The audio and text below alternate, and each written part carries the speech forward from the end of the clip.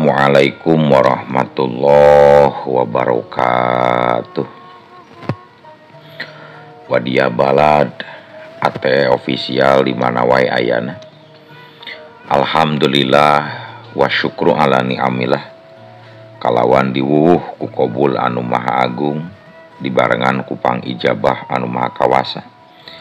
Diiring ku kadedeh kanya Gusti anu maha suci, urang ayeuna dugi kadanget ayeuna masih keneh tiasa ditepang dangukeun deui dina acara anu matuh kamemet urang sadayana. Nyatana dina pagelaran dongeng Sunda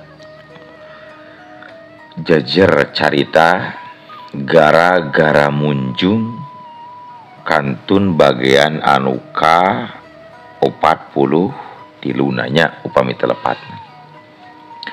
Ieu dongeng mangrupikeun buah karyana Kang Rudiansah ti Palihan Garut.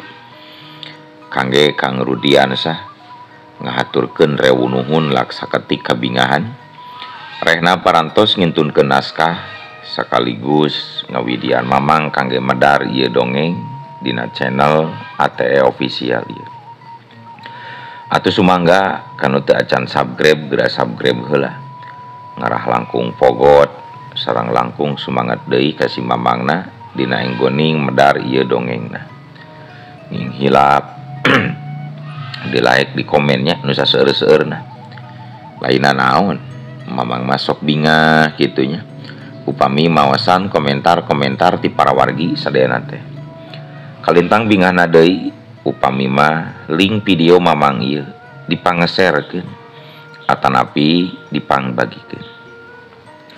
Atuh ngarah teu nyangkolong tingkana waktos sumangga ayeuna mah urang lajengkeun deui dongeng gara-gara munjung bagian anu ka 40 tiluna. Kumaha salajengna sorot cekopina betot simutna pagan heula tali kolorna bisi morosot merezel morozol uzel-uzelan di tengah jalan tumpak dong dong tes.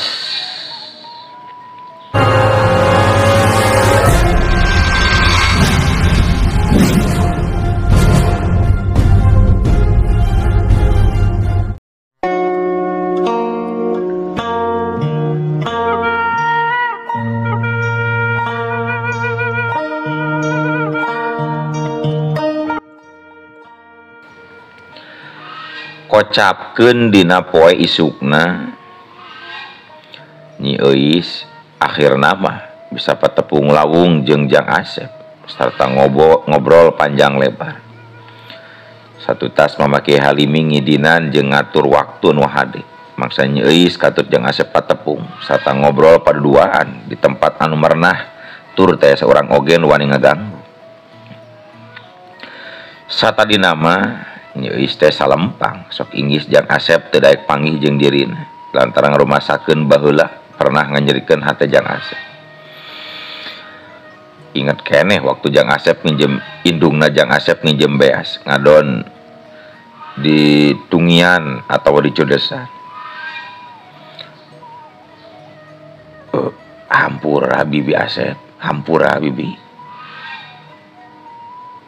Ih, lain Jang Asep anu kudu meta hampura mah. Tapi bibi anu kudu meta hampura mah Jang. Cek Nyi Euis. Bersakapeung Jang Asep teh dirangkul ku manehna. Kalian bisa karasa ku Jang Asep oge. Kanya bibina ayeuna kumaha beda jauh jeung baheula. Bi, naha? Mamang teu ngiring ka dieu Bi. Cek Jang Asep nanyakeun mamangna nyaeta salakina Nyi Euis. Jeung sok sanajan pira ka mamang bulu ka paut, tapi Jang Asep memang cukup neundeun perhatian jeung kanya. Sanajan Jang Kos pernah jahat ka dirina jeung kulawargana. Kabeneran mamang hidup teh keur gering Jang. Bibi ngadon diculkeun. Meureun engke oge sore bibi teh erek gancang mulang we ka pilemburan. Bari nyimpang heula ka baturan bibi bisi dedeupeun. Ku adina nu taya we mulang-mulang, meureunan cenah ka mana taya bae mulang. Aduh, Mohon atuh bibi, watos teuing atuh mamang ditinggalkeun mah. Tur mudah-mudahan we cemai kerasa nampi karena kanyataan anu tumiba ka raina. Mbah Berol memang licik, kejam talengas tindakanana. Ada upami Asep tos ageng mah bade ditantang tah eta jalma jahat teh bi. Tapi saur mama kiai teu kenging waka ayeuna saurna teh margi waktosna abdi kadah nya. Margi waktosna abdi kadah ngalawan eta mangkluk masih kene rame bi. Hidup memang hebat jang, boga bakat anu hebat. Baheula mah hidup teh pada ngahina, engke mah moal. Bibi bae baheula mah osok tungi ka hidup teh, jeung ngahina ka lancek sorangan. Hampura bibi sih. Bibi rumasa sok nyin kasalahan ka hidup. Utama nama eta sok kadenge soang hampura. Muhun teu sawes-wios bi. Nu atos mah atos we. Da abdi oge tos hilap. Angguran mah abdi hapunten ka bibi, teu boleh ngahesekeun bae. Bibi sareng mamang mugi sing enggal kagungan putra supaya abdi gaduh adi deui bi. Cek Jang Asep. Duh. Tapi apanan mun adi Asep teh bibi kasebut nangan ukur sabarayana lain adi sakandung. Bakal beda perasaanana antara ka adi sakandung jeung adi sabaraya panginten. Sep. Sambil wae bi. Rek kapi adi rek adi asli oge. Panu bieu teh bade ngangkat putra ka Asep. Demung sakadang nganggap alo wungkul. Janten ka putra bi oge abdi bakal ngangken adi teges bi. Bener pisan Sep. Hidup teh alo bibi sekaligus anak. Pokokna mah bibi janji arek mikanya ka Asep sapinuhna. Teu sugan mikiran hayang budak. Cukup we sorangan anak bibi mah Asep wungkul. Jang Asep sirahna diusahapan ku nya eus. Nuhun nya bi. Tapi kumaha ayeuna nya bumi emah. Tas dikosongkeun bae kitu bi diantepkeun dilurjeungkeun. Cek Jang Asep deui nanyakeun imah indung. Nya kapaksa we imah indung hidup teh dikosongkeun teh nu ngeusian. Sabab lain sing taheun. Cek Mang Supri oge salaku pupuh lembur ti imah indung hidup teh sok kadenge bae aya sora anu pikakeungeun.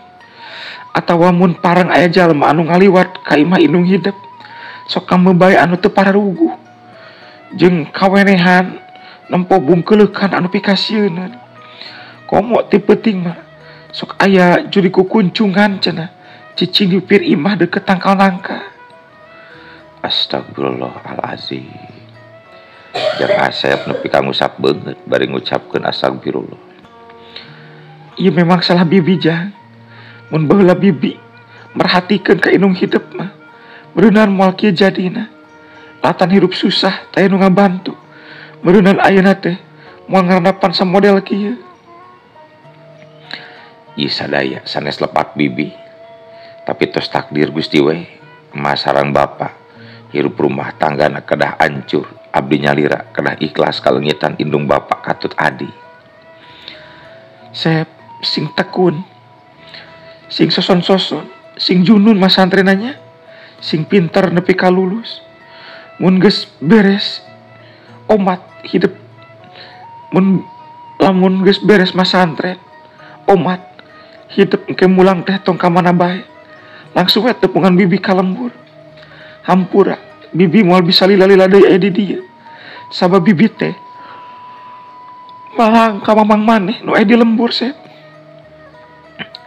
Tapi memakai halimitos uningaeun teu acan. Mamang nuju teu damang bi sarta uningaeun bibi bade mulang deui ayeuna. Atos tadi bibi ngobrol ka Bu Haji. Bu Haji didugikeun ka mama.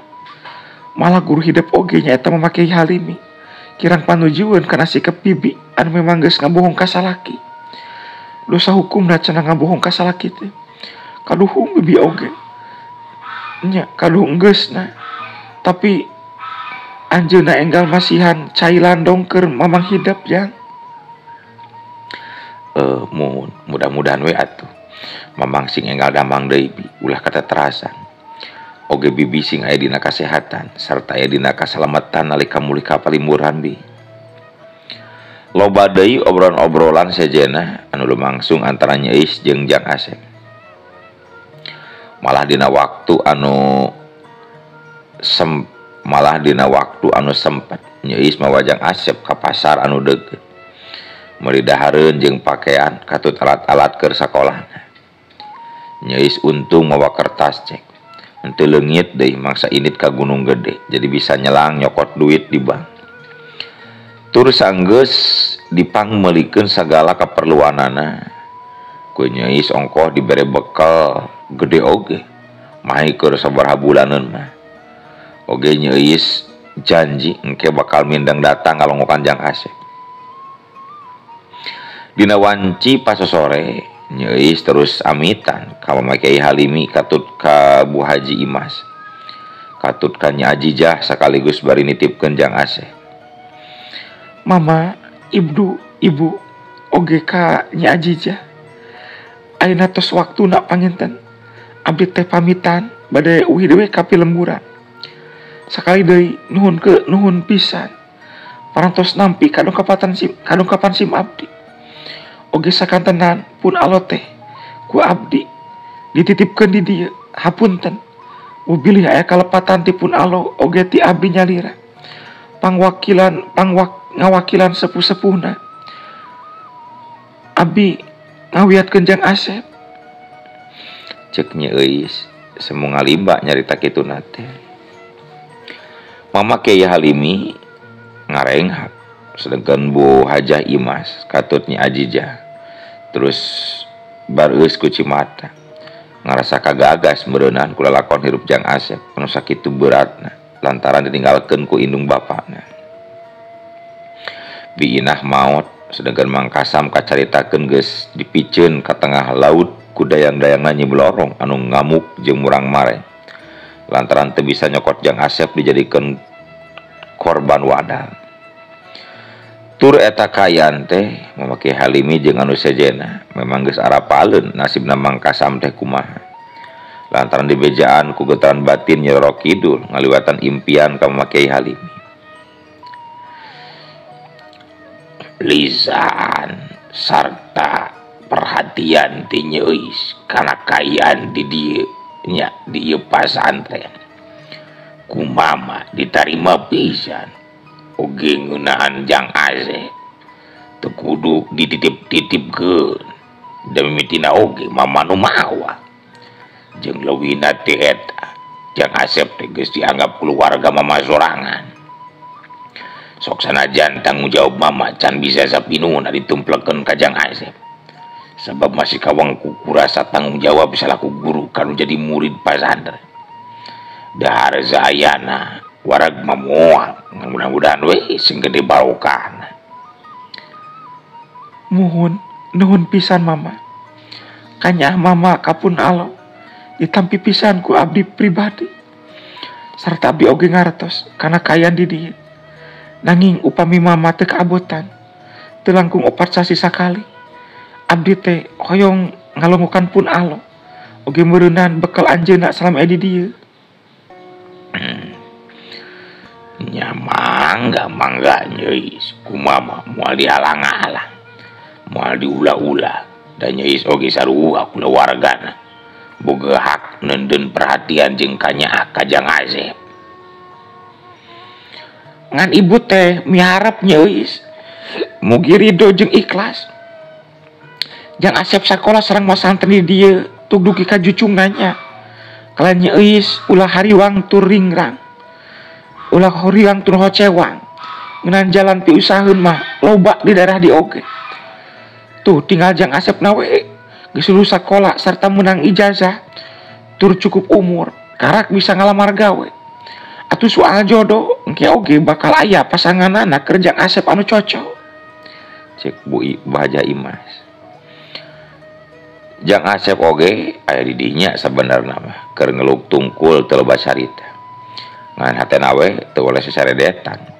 Lantaran rada berat ditinggalkeun bibi dulur ti indung anu nganukur hiji-hijina teh kanya anak ayeuna mimiti karasa ku dirina. Muhun atur nuhun pisan Bu Haja. Kanya sareng kabela salira kapun alo kata pipisan ku diri abdi. Nanging soal eta mah abdi oge mangga bae kumaha sayana. Mung abdi teu terang kedah kumaha malas kasayan ti salira duaan kapun alo. Atuh saterasna abdi teh sateu acan mios hoyong masihan karumaosan. Tapi ageng mah teu ieu teh. Ieu mah mung kanggo nambihan alat kaperyogian di ieu pasantren we manawi katampi. Ih, atunya pasti ditampi mah nyeuis. Non rupi anu dipaparinkeun ka ieu pasantren. Eta mangrupi hiji amanah, amal jariah keur kepada umat, serta amal kasayan nyeuis mugi sing janten cukang lantaran, lebetna kalembur kalanggengan jaga nalika nyeuis mulang ka akhirat. Tapi ayeuna mah mudah-mudahan we nyeuis sakeluarga sing sarehatur panjang umur. Oge jang asepon kitu deui sadayana anu aya di dieu sing aya dina ginanjar kawilujengan. Amin, amin. Mudah-mudahan we Ibu sadaya nu aya di dieu oge sing aya dina ginanjar kawilujengan. Tur mudah-mudahan Mbah Berod teu teras ngakalakeun bae ka pihak mama sakulawarga. Lantaran eleh jajaten tur kapok ku Ki Jeblak. Oge abdi nyalira moal woleh ati-ati bilih anjeunna panasaran teras ngalakukeun tindakan ka diri abdi. Gancang carita nyeuis sanggeusna ngobrol lila bari amitan. Harita terus bae ngasongkeun kertas amplop eusi duit ka Kiai Halimi. Bari sasalaman jeung rengkuh kalayan teu sagawayah mikeun. Lantaran kudu bari diniatan jeung ngucapkeun doa-doa khusus ditungtun ku Kiai Halimi dina tata cara anu merenah. Nyeuis mangsa ninggalkeun pakarangan pasantren terus dijajabkeun ku Bu Haja Imas jeung kumeh sakabeh para santri nepi ka lawang gerbang. Jang Asep dikaleng ku Nyeuis bari leumpang panonna tembong sarinakda. Terus sirahna diusapan ku Nyeuis jiga nu deudeuh naker. Sep, bibi mulang heula nya. Oh, muhun mangga bi wilujeng angkat. Nyeuis terus ngareret ka Bu Haja Imas pok nyarita. Abdi wangsul heula Ibu. Cek Nyeuis bari ngarangkul tandaning arek paturai. Mohon mangga Nyeuis. Sing rahmat salamet di perjalananana. Bu Haja Imas ngawalon bari dumaruda. Amin. Nyeuis tembong mimiti ngalengkahkeun sukuna ninggalkeun pasantren Al Hikmah. Tempat di mana Jang Asep bakal jadi jalma anu dipi ka ajrih jeung dipi hormat ku balarea. Naik pangkat jeung darajat mungguh nu kawasa. Tur sanggeus Nyeuis jauh lumampahna sarta jirimna leungit di palebah pengkolan. Kakara kabehanana terus bubar muru asrama. Panto gerbang dikunci deui ti jero saperti biasana. Sedangkan Jang Asep mah nuturkeun deui Bu Haja Imas ka imahna. Cag tunda kayaan di pasantren Al Hikmah oge tunda lalampahan Nyeuis anu keur mulang ka lemburna. Ayeuna urang caturkeun deui di tempat sejen. Harita teh Jang Rahmat karek nepi ka tempat anu dituju. Manehna kaget lain di kieuna. Mangsa ningali kana kayaan pakarangan imah Mbah Berod anu lidag taneuhna tapak tarum. Sarta di buruan imah teh tembong hiji bugang hiji layon ngagoler di luhur taneuh. Malah geus dikemrong ku laleur sagarupa bari kulitna geus semua hezo sarta kaambung bau anu teu ngeunah. Jang Rahmat gancang mariksa eta layon sabab bisi Mbah Berod eta layon teh tapi barang disidik-sidik mah teh lain begetna oge teu wau nya. Jang Rahmat pasti moal wawuheun ka eta layon jalma nu geus ampir sabaraha poe taya nu nangenan. Eta layon teh jelas layonna Ki Jeblak anu kayan panonna bocos sabeula. Sedengkeun Mbah Berod mah duka teuing ka mana harita teh nyampak geus eueuh di eta patempatan. Malah waktu dititenan ka jero imah oge tetela subung teh sasaha. Si Eis teu nyahoeun pasti nama ieu. Jalma nu ngaran Ki Jeblak peren ku Mbah Berod lantaran kaburu kabur. Tapi ka mana ari Mbah Berodnya? Bet eueuh di imahna geuning. Keur mandi kitu di walungan. Ari ti dagoan ku aing mah. Da moal lila pira mandi jigana. Sabab pasti Mbah Berod matak eueuh oge di imahna. Lantaran keur mandi di walungan. Tapi nah ieu layon jalma teh bet dihandapkeun kitu bahaya teh dipicen-picen. Cek Jang Rahmat anu teu nyangka teh Mbah Berod. Cek Jang Rahmat anu nyangka teh Mbah Berod mah keur mandi di wahangan. Ku Jang Rahmat terus bae di dagoan. Tapi sanggeus liwat ti setengah jam lilana tetela anu di dago-dago teh taya embol-embol bae datang. Anu akhirna mah Jang Rahmat terus nangtukeun sikapna pikeun neangan Mbah Berod ka walungan. Tapi barang diteang teh ka walungan tetela taya sasaha. Mbah Berod eueuh di eta walungan. Lang atuh Jang Rahmat terus ngahulang ngaraga meneng bangun anu keur mikir jeronakeun. Mbah Berod tetela eueuh di patempatan geuning. Atuh kudu ka mana ieu aing neanganananya. Sabab da yakin cek aing mah Mbah Berod teh masih keneh hirup. Sabab mun manehna sarua ajal kudu atuh aya layona di ieu patempatan. Tapi ieu mah geuning bet eueuh teu katempuhin urungna acan. Aing jadi penasaran. Arek terus diteangan Mbah Berod teh sing nepikeun kapanggih ku diri aing. Jang Rahmat akhirna mah terus nangtukeun sikapna pikeun terus maluruh laratan Mbah Berod. Sedengkeun Mbah Berod anu keur dipaluruhna ku Jang Rahmat. Harita teh keur kayaan ngajepat dina luhur bangku panjang di jero imah panggung leutik anu memang jauh ka ditu ka dieu tur hawana memang tiis nyalecep. Mbah Berod keur ngajepat dina luhur bangku panjang. Bari kayaan jiga nu karak menang ngubaran. Lebah dadana anu tembong tutung dipopokan kudang daunan menang ngaries. Mbah Berod pangna aya di eta imah lantaran memang dibawa ku hiji nini-nini nalika Mbah Berod masih kayaan kapiuhan teu inget di bumi alam di pakarangan imahna.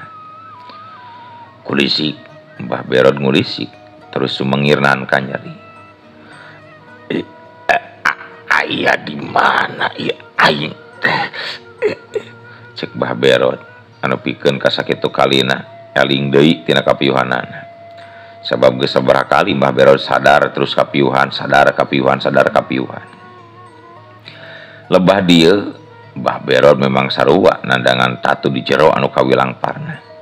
Ngadiparangkeunana we Mbah Berod mah kudu salamet terus ajal binasa lantaran daya tahan awakna memang lebih kuat batan musuh. Dina kayaan keur kitu trojol ti luareun imah aya nu datang hiji nini bongkok asup ka jero imah lempangna make iteu. Ari buukna tembong geus bodas kabeh sarta digelungkeun sina jucung. Fakulitanana tembong hideung santen tapi bararesi. Make baju kabaya coklat kekembangan serta kahandapna make samping lereng warna koneng harita teh. Jeung satu eta ini bongkok teh sabenerna horeng maurat geuning eta teh. Salaku lanceuk sakembarana mah Erot anu geus leuwih ti heula tilar dunya. Dahrita oge rupana tetela saribag pisan antara mah Erot jeung maurat teh. Teu dipicen sasieur sabeunyeur.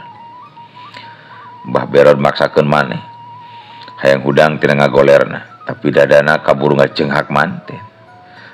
Aduh jadoh nyeri dada ya aing. Mbah Berod teu tulus hudangna kapaksa terus ngagoler deui. Montong wakalo bagerak maneh Berod cek mak urat anu harita karek asup ka jero imah ngomongna kasar gariha. Mbah Berod kaget waktu ngadenge aya sora nu nyarita ditujukeun ka dirina bari kasar teh. Ganjang atuh harita Mbah Berod ngareret ka palebah datangna sora. Nazaha eta teh Ma Erot cek Mbah Berod. Gagabah sia ka aing nyebut ngaran Erot. Nah sia teh poho deui ka aing. Yeuh, aing teh kembaranana si Erot dulu. Cek Mak Urat bari ngeh ke seuri huntuna geus ompong kabeh. Saneukeu sorot panonna seukeut ngandung sima pangabaran anu kuat. Oh, Mak Urat eta teh ambura mah kuring teu nyaho. Tembal Mbah Berod bari katara hegar marah mae paramanana lantaran sadar maena geus ditulungan ku Mak Urat. Ngan Mbah Berod jadi ras ingat kana kitab pusaka anu eusina dua ilmu simpananna teh. Mbah Berod ruaseun sabab kitab pusakana bet eueuh. Sedengkeun kancing bajuna kayan muka kabeh lantaran dadana dipopokan ku ramuan dangdaunan minangka ubar. Mak Urat jigana bae hatena kasinggung ku sikapna Mbah Berod model kitu. Pratap. Tarang Mbah Berod ditakol ku tungtung itek anu melengkung. Aduh, kunaon ari Mak Urat? Ado nakol tarang kuring deui mah. Cek Mbah Berod kaget jeung nyeri. Ulah kasinggung dulu ku sikap maneh. Maneh teh neangan kita pusaka. Tenang dulu goblok. Da ku uing oge moal dipaling atuh. Teu butuh ku eta kitab dewek pabarina oge. Cek Mak Urat. Aduh, ambura kuring, ma ambura. Kuring lain arek goreng sangka ka emak. Tapi kuring mah sieun eta kitab teh terus dipaling ku musuh waktu adu jajaten lantaran harita kuring kabur kapiuhan manten kidu da mah. Teh sugan teh maneh arek nuduh ka dewek boro tadi nama arek dikojoran ku dewek teh lantaran ditulungan teh si laing mah bet ngadon mincula. Tapi geus maneh ulah salempah Berod, ulah salempah. Kita pusaka anu nyelap dina balik baju maneh geus diampikeun ku dewek. Sarta engke mun si laing geus pulih sapinuna pek pigawe. Teleuman eta ilmu teh sing nepi ka jucungna. Jeung ngeunaan musuh maneh mah tong terus dipikiran da geus kojor deuleu. Cek Mak Urat. Mak Urat mah nya oge pangawakan awewe tapi ngomongna kasar jeung garihal coba galak deui bebarian kasinggung. Oh syukur atuh mah ari aya mah syukur eta kitab teh syukur jeung bunga we ngadengena kuring teh sabab teteh lah musuh kuring ajal binasa. Tapi eta manggruk teh kawilang berat oge di sangareupanana mah meh hampir-hampiran kuring teu mampu ngungkulan kakuatanana. Tapi ari kuring kumaha mimitina ieu teh bet bisa aya di dieu. Jeung salila ieu Mak Urat ka mana bae bet jiga nu ngaleungit ti alam dunya kungsi diteangan ku kuring harita teh. Tapi bet aya laratan-laratan ajan. Tur ieu teh di mana ieu teh mah di mana? Cek Mbah Berod harita neuteub antep ka Mak Urat anu ngadon ngajanteng. Tapi dina kayaan keur kitu. Nah atuh ari ujug-ujug eueuh waktos nah kabujeng seep wadia balat ATE official keun atunya ieu dongeng teh urang cekapkeun we heula dugi ka dieu. Insyaallah enjing pageto baris dilajengkeun deui. Atuh ku kitu ku kieuna mamang saja amit mungkur amit mundur ti payuneun para wargi sadayana. Hayu ah. Assalamualaikum warahmatullahi wabarakatuh.